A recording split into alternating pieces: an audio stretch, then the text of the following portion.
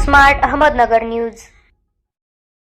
अहमदनगर तालुका मौजे निंबळक हद्दीतील महाराष्ट्र शासन राखीव असलेल्या गट नंबर 102 ग्राम विकास विद्याप्रसारक मंडळ निंबळक यांना क्रीडांगणासाठी देण्यात आलेले क्रीडा पुन्हा पूर्ववत आजी माजी विद्यार्थी ग्रामस्थ यांसाठी खुले करून देण्याच्या या मागणीचे निवेदन राष्ट्रीय मानवाधिकार संघटना व अन्याय निवारण निर्मूलन समिती माननीय जिल्हाधिकारी यांना दिला होता, परंतु त्यावर आजपर्यंत कुठलीही कारवाई झालेली नाही व आमच्यावर खंडणीचे खोटे गुन्हे दाखल करून अशा धमक्या देण्यात आले व आमचे समाजामध्ये बदनामी केल्याबद्दल त्यांच्यावर कठोर कारवाई करण्यात यावे यासाठी माननीय जिल्हाधिकारी कार्यालय येथे बेमुदत उपोषण करण्यात आले।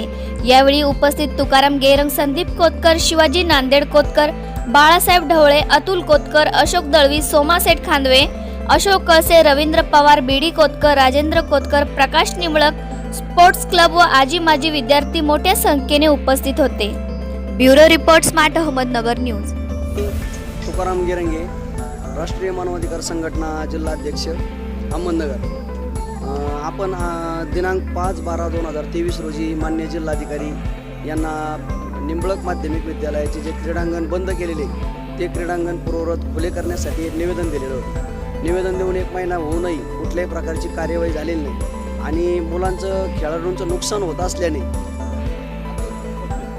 मी अशोक दळवी, आपल्या नगरच्या जवळच निंबळक हे गाव आहे, तर त्या गावाच्या तिथे ग्रामविकास विद्याप्रसारक मंडळाची शाळा आहे। त्या शाळेचं जे ग्राउंड आहे ते जिल्हाधिकाऱ्यांनी शासनाच्या जागेवरती शाळा उभी आहे आणि माध्यमिक विद्यालय येथील ग्राउंड जर खुले झाले नाही, त्याचप्रमाणे संबंधितांनी जे खोटे आरोप केलेले आहेत ते सिद्ध जर झाले नाही तर आम्ही आमचा उपोषणाचा पुढील मार्ग हा आम्ही इतर जिल्हाधिकाऱ्यांनी आम्हाला जर न्याय दिला नाही तर आम्ही मुख्यमंत्री साहेबांना निवेदन देऊन आमचं पुढील मार्ग हा तुकाराम गेरंगे यांचे मानवाधिकार